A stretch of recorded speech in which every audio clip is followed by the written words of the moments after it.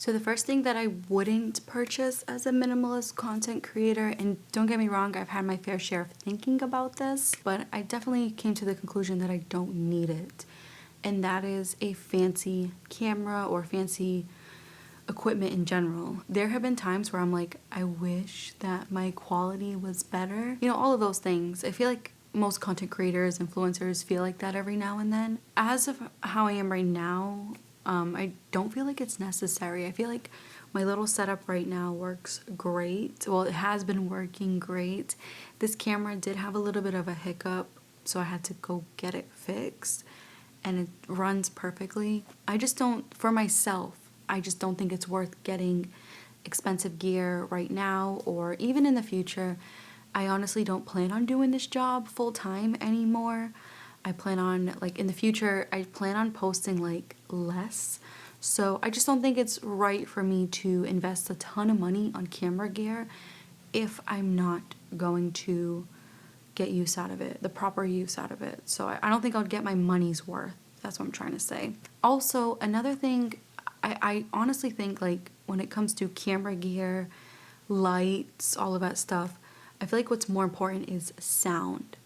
And if I was to upgrade, I think I would do more of a better mic than a better camera. Clothes just for filming, like different clothes just for filming. I went through this so many times. Like, I remember when I first started my channel, I remember buying or going to TJ Maxx, buying different sweaters and shirts just to have a different look on every video I posted, because I didn't want to get caught wearing the same thing all the time. But that defeats the purpose of, one, my finances, and two, my niche. I feel like a lot of us have gotten so used to wearing different clothes all the time and not repeating outfits. Because of fast fashion, it's so easy to just grab this sweater, those shorts, that skirt, and just, you know, keep grabbing clothes, more clothes, more clothes. And I just didn't think it was worth it, especially with me being a minimalist. Just buying clothes to look different on camera, not worth it. I know this might sound crazy to some of you, but there are content creators that do this, or influencers that do this. And again, to each his own, but for myself, I'm not going to purchase clothes just for filming. It's not happening. I used to do that, and I'm glad that I stopped doing that because it was a waste of money. And there were times where I didn't even want to wear the shirt. You know, when I wasn't filming, I didn't want to wear it out because I was like, oh, this only looks good for filming. Yeah, it was just such a waste of clothes, waste of money, waste of my time. So now I just wear whatever I feel comfortable in. And even if I'm wearing the same thing over and over again, I honestly don't care because my channel is not about fashion. It's about living a minimalist lifestyle. So I had to, like, come to terms with that in the beginning stage of this job. This one's pretty simple, and that's a green screen. I always wanted one, but then I was like, wait, why do I want one? Is it even necessary?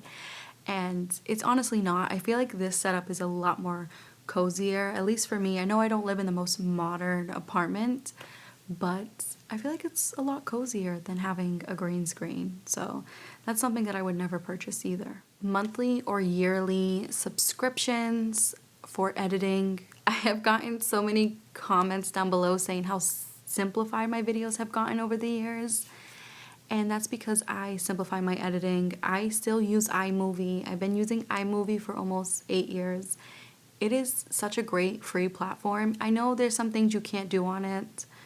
You can't add, like, certain images on there, and you have to stick with the fonts that they give you. You can't download any plugins like you can do with Adobe or any of those services, but those services are extremely expensive, and it's not like a one-time buy. You have to pay yearly or monthly for them.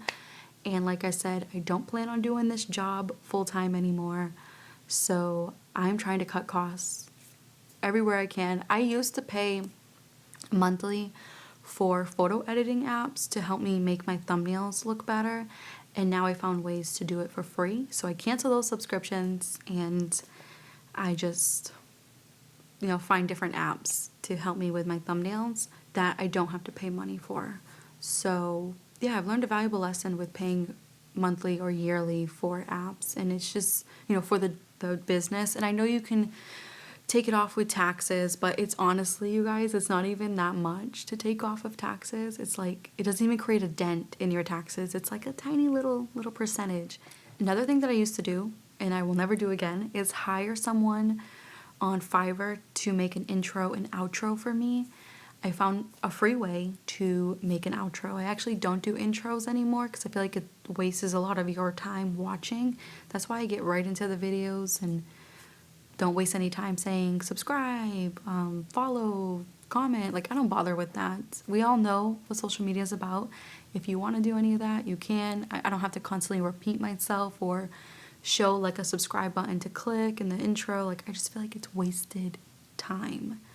So with that being said, I used to hire someone to make an intro, outro, and a banner for me, and it was usually around like $45 to $75. I used to switch it up every season. It was getting pretty pricey. I always wanted my channel to look relaxing and somewhat professional, but now I'm going for more a simple, free vibe. And when it comes to intro and outro, I only do outros to link like next videos, and I actually made the outro myself with Canva. You can do a lot of free things with the Canva app. Now, I don't vlog anymore. I used to. I did like a whole year of vlogging. It was fun when it lasted, but I dealt with a lot of privacy issues with vlogging, a lot of hateful comments, and even though I was getting good views, it just wasn't worth the backlash. It wasn't worth what I thought it was going to be worth, which was, you know, views, money, and just showing more of my personality. It just wasn't worth it for me. And I also felt like towards the end of me vlogging, I felt like this is not for me. I made this channel to help people, and I don't think my vlogs were helpful. So with that all being said, I will never purchase vlogging gear ever again. Well, I had a vlogging camera. I ended up trading it in. The cash that I got for it, I ended up just using it for bills. So it just, you know, when it comes to vlogging cameras, they're just as expensive as these DSLR cameras. And that was a mistake that I needed to learn. So in 2021, I purchased the vlog camera, and I got rid of it recently. So I only use it for a year, and I just didn't think it was worth keeping. You also couldn't really attach a mic to it. You would have to purchase an additional mic, like a wireless one, and those are expensive too.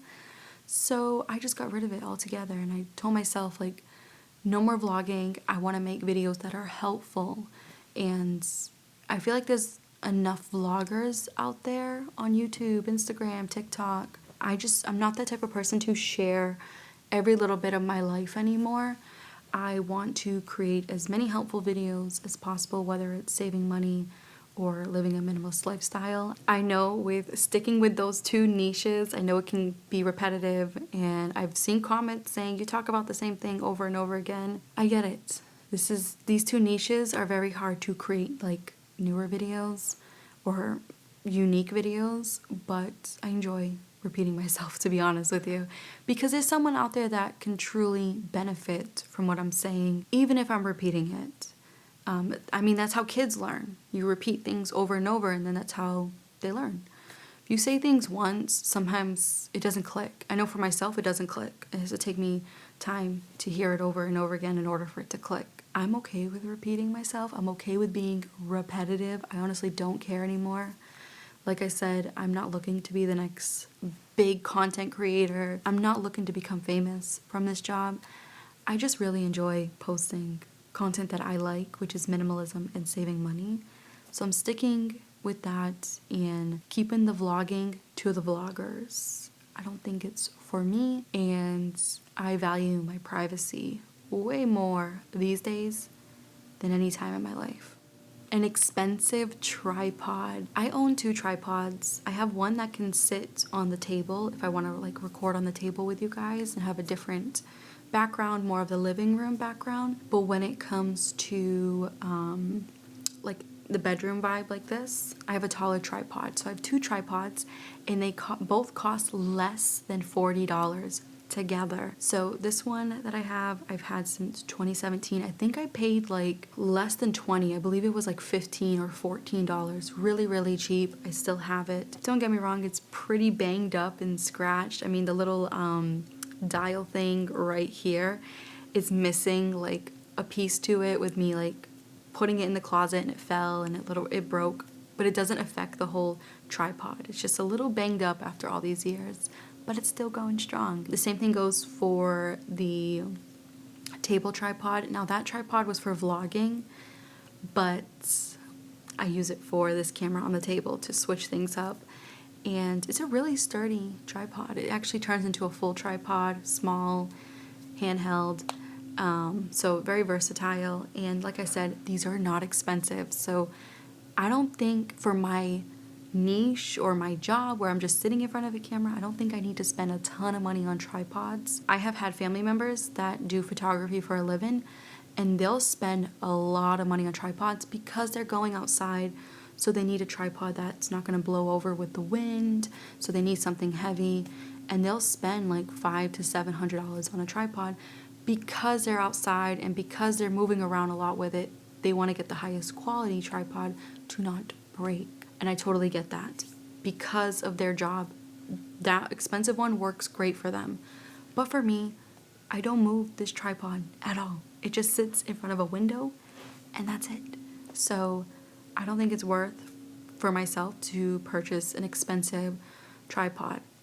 I just think it'll be a waste of money for myself. Another thing that I would never do as a minimalist content creator is promote my channel with Google Ads. Some of you might not be familiar with this because I feel like this is more advertised to us creators in the YouTube Studio app. So if you're not a YouTube content creator, you're not going to see this. But Google will tell you you'll get more views, which equals more money. They manipulate you. Google owns YouTube, by the way. So they manipulate you to pay whatever you want to pay. You can pay $10 a month. You can pay $5 a month. Pay is up to you. But they're promising you more views and they're promising you bigger audience by just promoting your video with them or your channel with them. Sounds great. But what I've seen, what happens with doing this is you get a lot of unnecessary attention on your videos. And what I mean by that is a lot of trolls, people making fun of you, people telling your video sucks, like a lot of people just being rude. When it comes to like promoting your video with Google Ads, you can't shut the comment section off. It doesn't let you. So you're stuck with that video having a bunch of negative comments, and it's usually not a good thing to promote your channel with Google. At least it's the stuff that I've been seeing. Every time I see like a content creator influencer promoting their stuff with Google, I click on it and it's flooded with negative comments. What I prefer to do is just let people find me uniquely, like have unique viewers. And again, it's another expense, and I'm just not trying to pay for things for this channel like that. And I honestly don't need the negativity because I know that my content is not for everybody. It's not the most popular or fanciest, most watchable content. I know it is different than what's out there. So I know if I promote these type of videos, they probably wouldn't get a good response from the average viewer. So I just stay in my lane. I'll do my little tags in like the description or under the video when you're editing. Do little tags so the algorithm can pick it up, and that's it. I just do it that way. If someone finds my videos that likes my videos, great. I just let things happen naturally instead of paying for promotion. I'm just not doing that. Now I wanted to put this one in here because I feel like it's kind of common for influencers or content creators, especially when they make it big. They just go out and purchase a luxury vehicle. This is something that I will never, ever, ever do. And I know never say never, but I've had my fair share with cars, with junk cars, with nice cars, payments, not with being on YouTube, but back in the day when I was younger. I always tell myself if I was to make a ton of money with this job like other creators have made, I would not. Like, the last thing I would do is spend money on a luxury car. Like, I will get something that's affordable, reliable, and if I have a car that drives well, then I will see if a family member needs help. So just to put that money into better use than purchasing a luxury vehicle, I just don't think it's worth it. Now, these last two things that I want to talk about aren't particularly like products, but they're good to mention for anybody out there that is wanting or dreaming to become a content creator or influencer, whether it's on YouTube, TikTok, Instagram, whatever social media platform comes after those. These are two things to keep in mind, because these are the things that I've been through and I wish I was smarter with it. The first thing is promoting sponsorships all the time, like taking every little sponsorship that comes your way or taking every gifted product that comes your way. I am a true believer that not every knock at the door should be answered. Out of the almost 8 years of me doing this job, I've only have taken up, I think it's like 8 or less than 10 sponsorships, we'll put it that way, less than 10 sponsorships. And all of those brands, I made sure that I did my due diligence, I did my research on them, and I made sure that they weren't reported to the Better Business Bureau, because at the end of the day, what you're promoting sometimes becomes you, or you're the face of the brand. So I didn't want to associate my face with brands that were horrible. You do sign an NDA, that's another thing. You sign an NDA with a lot of these companies and they give you a script to talk about, like I'll have like my own script, because like a lot of brands did not like my process of sponsorship thing. I think that's how you can put it. I don't know. I don't think that's a word, but a lot of brands did not like how I took my time with a product. They wanted me to receive the product or record it tomorrow on how much I love the product and post it the next day. And I said, that's not how I do things around here. If your product does not raise up to the claims that you're saying, how can I promote it? So I am a tough content creator when it comes to products. And I think that's because I am a minimalist. So like I said, they'll give you a script of what they want you to say word for word.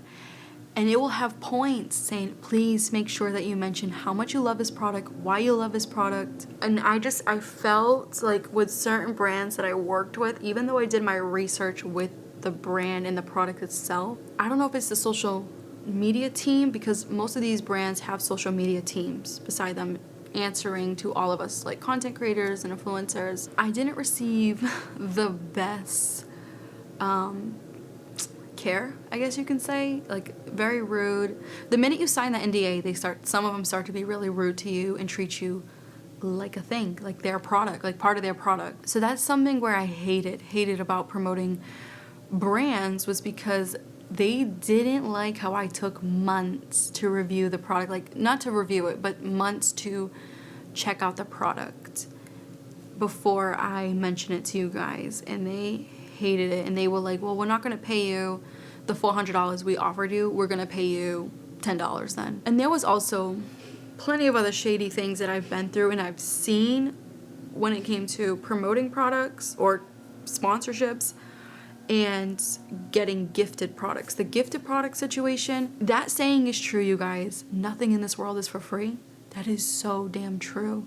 There has been products that were gifted to me, I received them in the mail. They said there was no strings attached, and I was so happy because it'll be like vegan friendly, cruelty free products that are high quality. And then the minute I get the product, they say, well, since you have the product, we would like this from you. So you're like binded to kind of like what they want, because now you feel guilty because they gave you the product. I was manipulated a lot, and I only dealt with less than 10 brands. I've been through a lot when it came to companies, products, even as a minimalist, and I don't accept any of it anymore, because like I said in the beginning of this, your face is attached to those brands. Even if you, like, say one brand decided to get so much backlash due to, say it had lead in the eyeliner. Just an example, lead in an eyeliner. Everyone is getting really sick from it. People can't see. And now you're the one that promoted this product, but you didn't do your research on it. You just accepted the sponsorship because they offered you free products and they offered you a big fat check. Now your channel is mixed in with these crazy allegations, and now people are not watching you or trusting you. So your word means everything. And that's what I keep in mind. And more now than ever, I feel like when it comes to brands and products, the best thing that I can do for you guys and for myself is to purchase with my own money, test out these products before mentioning them, and if I want to mention them, mention them. If I don't, then don't. It's up to me. It's 100% up to me because I purchased it with my own money and I did my own research.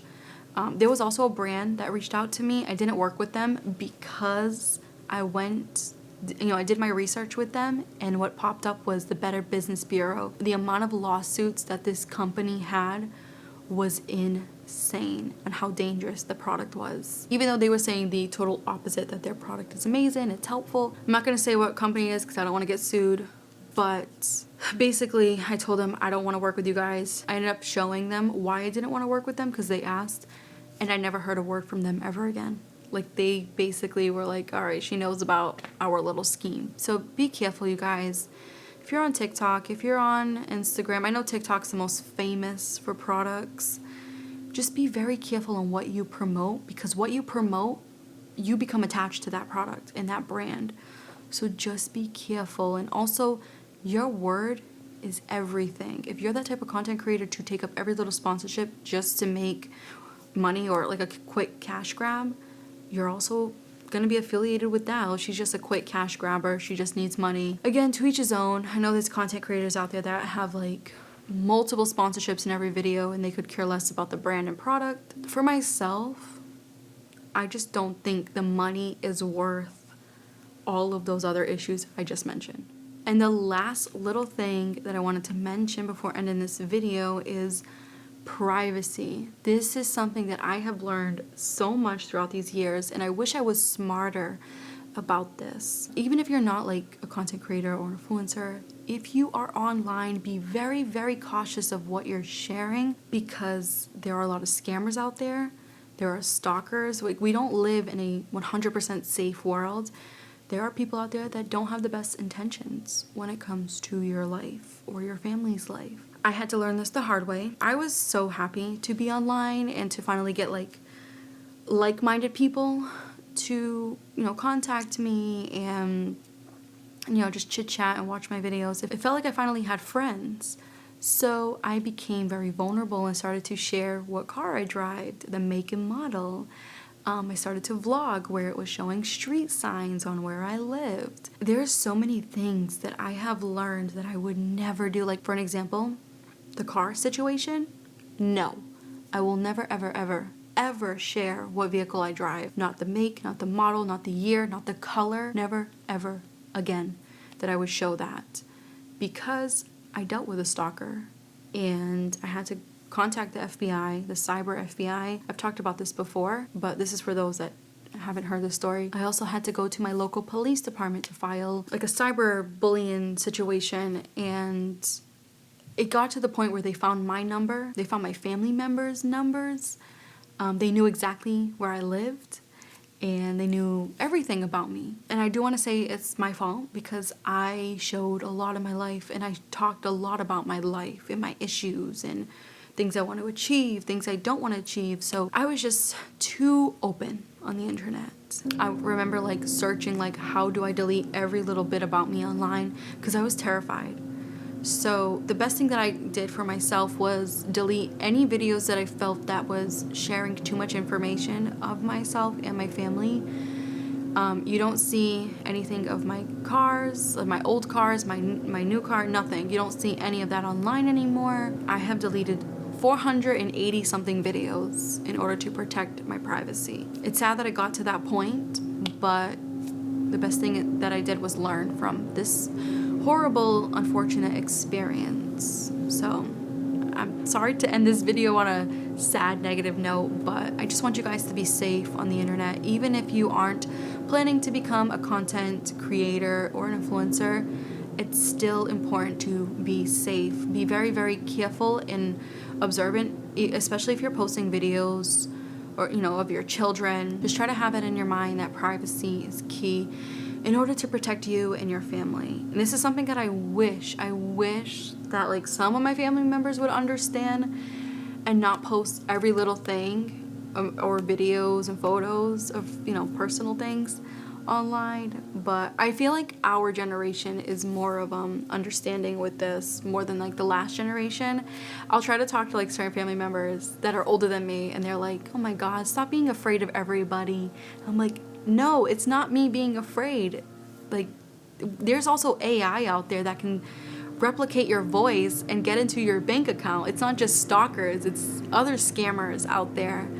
So yeah, I just wanted to say that or mention that to you guys, to be careful for the things that you put online. You just never know who's really watching and who's ready to sabotage your life. On that note, you guys, I hoped you got something out of this video.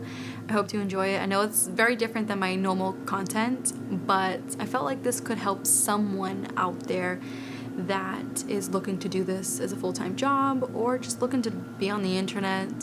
Hopefully this can help someone out there.